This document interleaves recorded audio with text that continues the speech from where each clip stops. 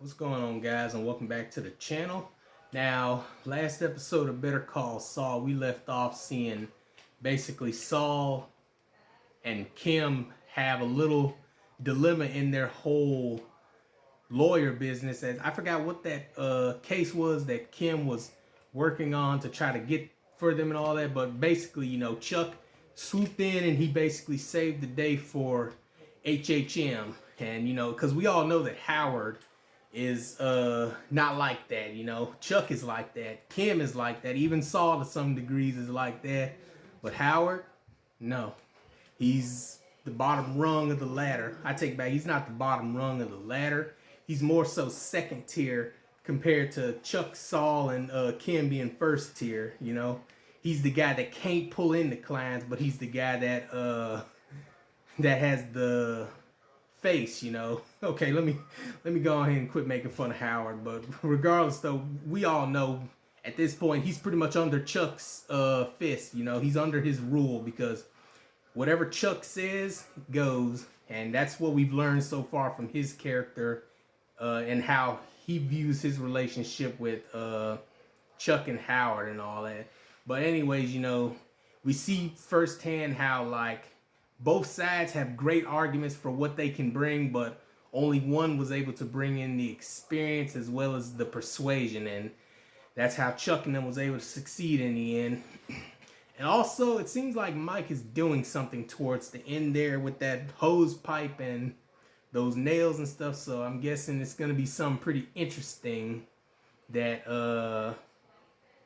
that this episode is going to bring, considering it is episode 9 of season 2 and it's literally called Nailed. So yeah, let's go on ahead and jump right on into this episode. Off we go.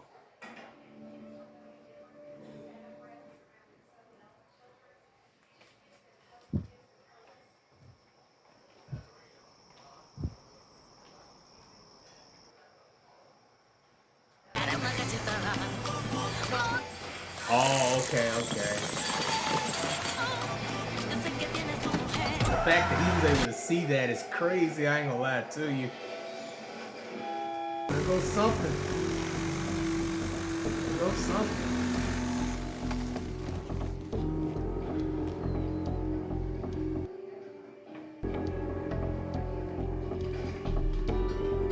Sounds like a day's work. Oh, man. I ain't gonna lie, man. A confident Chuck is a dangerous Chuck. If that man starts getting back used to that electricity, I hate to say it, but Saul and Kim, they gonna be in trouble. Uh-oh. Oh yeah, you know what? I forgot about, I don't know why, for some reason seeing Saul just made me think about he did all that tampering with those papers and stuff. I forgot to mention that. Ooh, that's a happy Saul. Because the application I'm looking at today clearly gives the address as 1216. 1216, that's correct, sir. But in the original submission, we're seeing 1261 Rosella Drive. It is 1261. 1261. I think if you double check, you'll see that 1216 is correct. There seem to be two different addresses here. Mr. Commissioner, I have a copy of our notice of intent, which was published in newspapers in Arizona and New Mexico. It clearly states the address is 1261 Rosella Drive. Mr. Commissioner, 1261 Rosella Drive. Yes, I have a copy of the notice of intent too. But on the actual filing, the address reads 1216. So, which is it? Mr. Commissioner, if I may confer with my clients? Certainly, please. Absolutely 1261. You are mistaken, and with all due respect, you're muddying the waters here. Muddying the water. Just look. Well, this is clearly an error. It's 1261. I know where my own damn bank is. That's just all. Nah, bro, Saul really just messed this whole thing up for them. I don't understand. I don't understand. It was 1216. It was. I checked. I double-checked. Now we take our licks and we move on. This doesn't just reflect on you. An office full of associates and paralegals let this get by. I did too, for that matter. It was 12:16, I promise you. Everyone makes mistakes. He's gonna start suspecting Saul. This was no mistake. Got it. Almost. Got it. All right, oh, right there, go.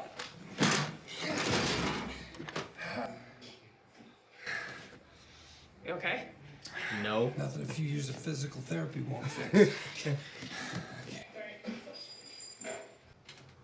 I just got my severity back. Seriously? Seriously. Holy shit, that's unbelievable. What happened to HHM? Paige didn't go into it. She just said the filing didn't go through. We're gonna meet this afternoon. Hey, what did I tell you? Sometimes the good guys win. Or the guys that set things in motion for them to win. Then I realized it wasn't an error. Not at all. A week ago last night, I was right there on that couch, barely conscious. And Jimmy showed up. And he That's said, why I said it was a mistake for him to stay there. my brother was going to take care of me.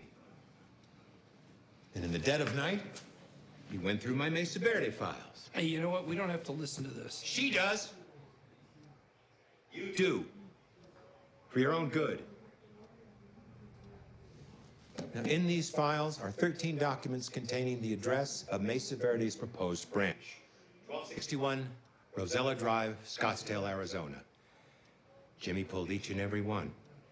Then he left me here, sweating and delirious, while he went off to doctor them. With a little careful cutting and pasting, he created duplicates, virtually identical to my originals, but with one key change. 1261 Rosella Drive became 1216 Rosella Drive. This is sounding like a lot of work. No one ever accused you of being lazy. Every other sin in the book, but not that one. And if you're wondering if Jimmy's up to a little casual forgery, you should know, in high school, he had a thriving business making fake IDs so his buddies could buy beer. You're going all the way back to high school, huh? Hey, you and Mozart, huh? You both started young. He came back here and put his new versions in my files. And then, the next day, my caring brother took his leave. He knew that I would use his modified documents to write Mesa Verde's submission to the state regulator. And so I did. Over and over, I typed 1216 instead of 1261. I remember thinking 1216 Rosella Drive. That's just 1 year after 1215, the year the Magna Carta was signed. Jesus. Chuck, you are unbelievable. And what is your evidence? My evidence. My evidence is knowing my brother for his entire life. Yeah, but that's not enough, though. Another explanation. It's a simpler one. You made a mistake. I did not. I think she actually knows he did it, but she's just rolling with it.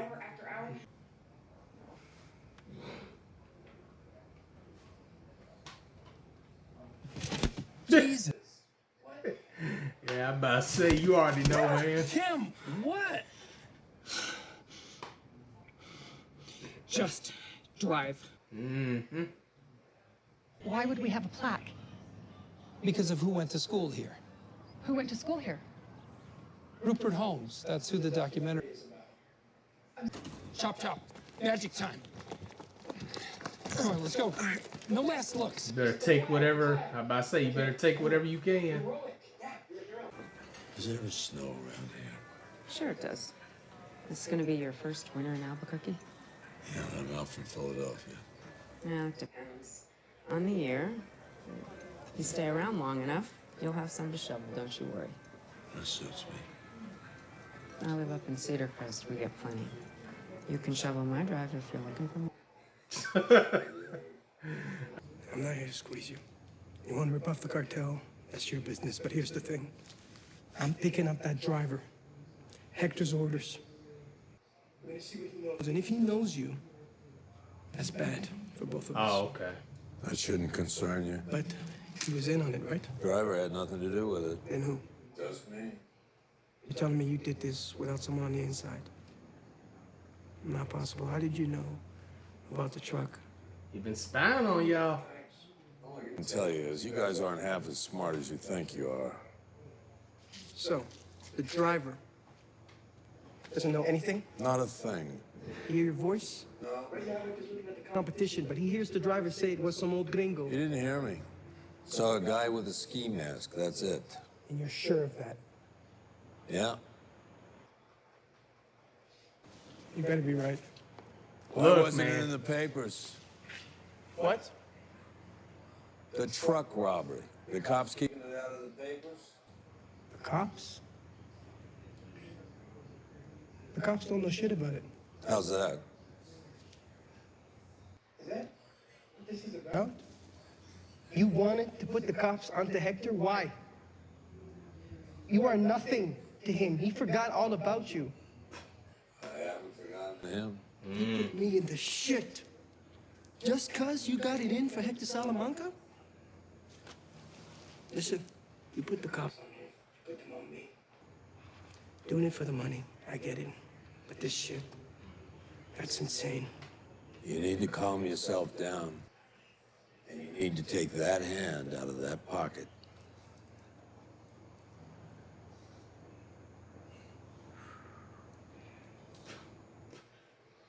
Better do it before he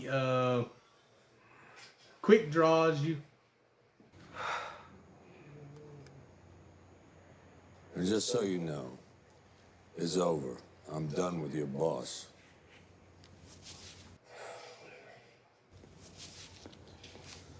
Why wasn't it in the papers? Because we cleaned it up. How's that? We got lucky. After you left, the Good Samaritan came along and said, "Oh my God, oh my God." He cut the driver loose. The driver called us. We came out, got the truck. Made it like it never happened. And that Good Samaritan? Oh, I'm about to say. Hector shot him in the face. Oh, God. We buried a guy out in the desert. Like I said, we cleaned it up. You want to talk about this? No. Not now, not ever. I'm about to say, she just wants to keep it down. I'm just gonna say,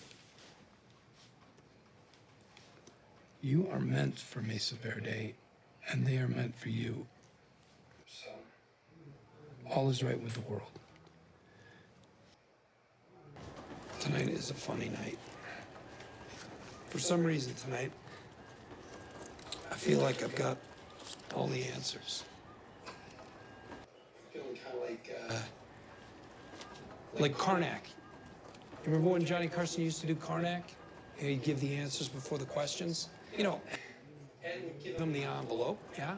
And Johnny would hold it up to his forehead, and he'd give the answer, like, leave it to Beaver. Just say you're trying to bribe him. Don't even go through all this.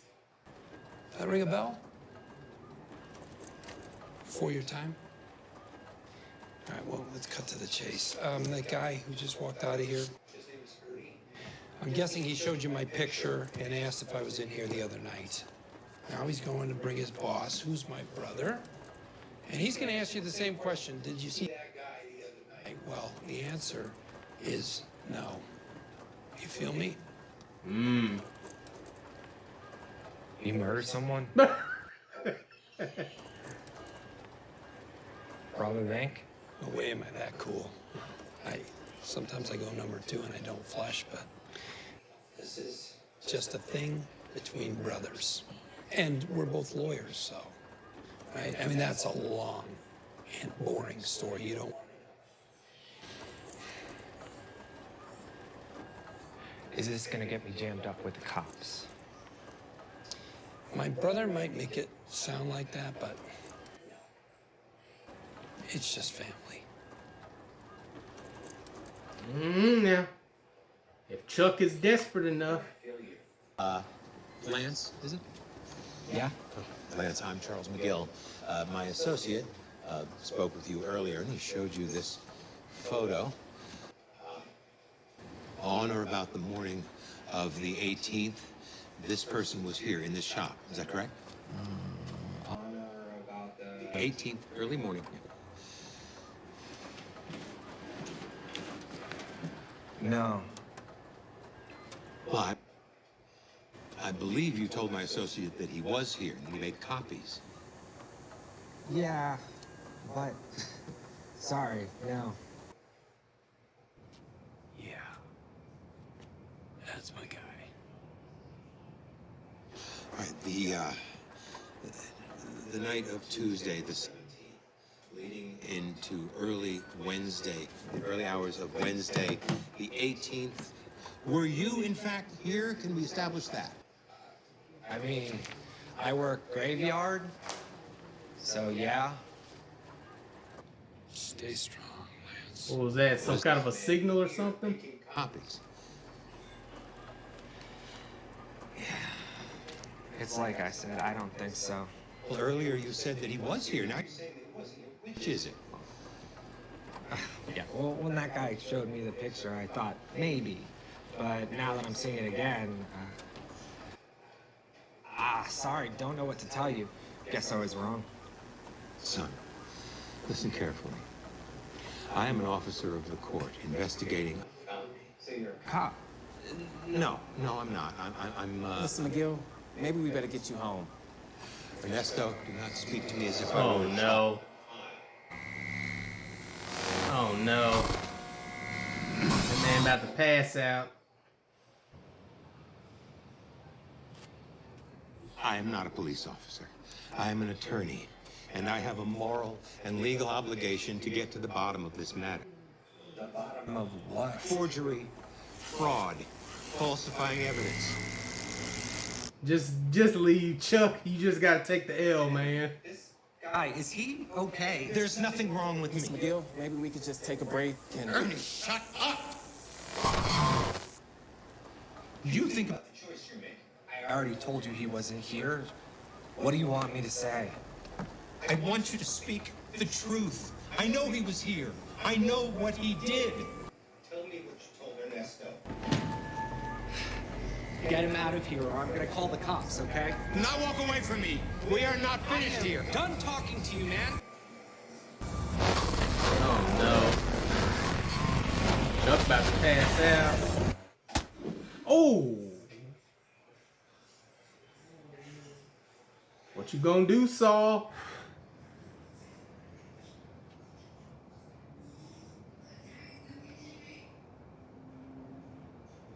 You gonna stand there and Call 911. Come on. oh Lord.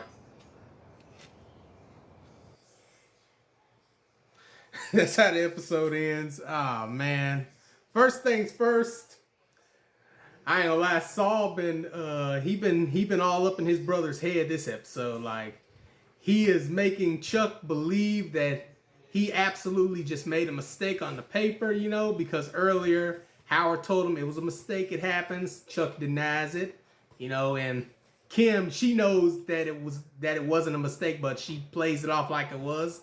She denies it. And then last but not least, this right here, when he tries to get that guy that works there to believe it and all that, he denies it, you know, because Saul had the little bribe going on. But man, I ain't gonna lie to you, Chuck going through it, man. He going through it because it's like one of those situations where he's good at what he does, but at the same time, he's a little too rash with it, you know. He's too brash, he's too quick, he's too, I'm going in guns and blazing and I'm not thinking otherwise.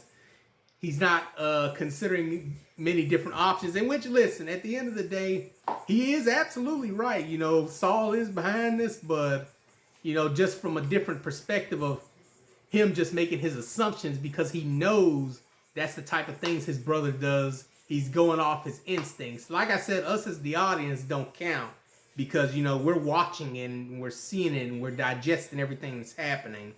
But just from that world's perspective, you know, it's him just going off his own mind and assumptions of what's happening and all that because he knows Saul so well that that's just what he breaks it down to being and all that. But like I said, you know, we the audience know, but we don't count. Our opinion don't matter in this because we're seeing firsthand everyone's lives unfold and all that, as opposed to everyone having their spots here and there of what's happening and all that. But yeah, I ain't gonna lie, it's really good. It's really good character part on Chuck's part of him already knowing exactly who it was that was behind the whole sabotage and all that. And, you know, like I said, because he just knows Saul so well, he just knows it's him. So it's not making an assumption. That's him already knowing exactly who it was. And like I said, it's really good character on him and all that. And then, like I said, we all know what Saul is with his whole slipping Jimmy act, as they call it. You know, he always has to wrinkle his way through and make things easy for himself and those that he cares about. But at the end of the day, we see firsthand how Saul does have care for his brother, because as he passed out at the end and knocked his head on that table side, you know, we see firsthand he wants to rush in there to help, but you know, if he goes in there, that pretty much blows his cover, because they'll know that he was spying on him the whole time and all that. So now he's got to hope that those guys maybe call 911 and help him out and everything. So hopefully everything turns out okay in the end. You know, a lot of things going on, but hey, this is the Breaking Bad verse. You know, this is everything. People does everything for their own selfish gains and desires and all that, and that's just how everything goes. You know, whether if you're a chemistry teacher that is going through a very bad diagnosis of cancer but trying to provide for his family, versus a lawyer that obviously hates the hand that he's been dealt, so now he decides to forge his own future in the more criminal aspect and all that. Either which way, this whole series has been all about people making their own way possible when the hand that's been dealt to them already put them in bad situations. Also, diverting to something else, we had that little bit with Mike as he robbed the Salamancas basically of their money and all that they transport and everything. We see firsthand how Mike pretty much got the better of them, but I gotta say that boy Nacho, he's smarter than a lot of people letting on with him. He knew to look towards Mike right away, and he knew, like he said, you know, who would leave a witness alive, but at the same time, they don't know who it was that robbed them or took their possessions without taking them out or anything. First person he thinks of is Mike, because he knows Mike's that good. So, yeah, I ain't gonna lie, that was good recognition on Nacho's part of realizing how their money got robbed and everything. But yeah, I ain't gonna lie, it's a pretty deep situation for both him and Mike, because let's be honest, I'm not saying Nacho is a snitch or anything, but he definitely does look like the jitter type who gets scared about things that are happening, and he might end up caving if he don't realize it or whatever. But anyways, you know, everyone does what they do, and they either have regret from it or not. Like I said with Mike, when he found out that a good Samaritan who was just trying to do good got taken out as a result of being good, you know, it looked like that kind of sat with him a little bit, and he realized, man, my actions really just led to someone being put in the grave. But yeah, like I said, you know, it's just really good seeing how all these characters' actions lead to different types of consequences in some ways, and how it falls back to them. But anyways, that's another great episode of Better Call Saul. We got one more episode in season 2. I believe there's like 10 episodes per season. Yep, it is. So the next episode will be the last episode of season 2. So we're going to be back on here for the next one. Make sure you like the video, comment down below, subscribe to the channel, and I'll see you all in the next one.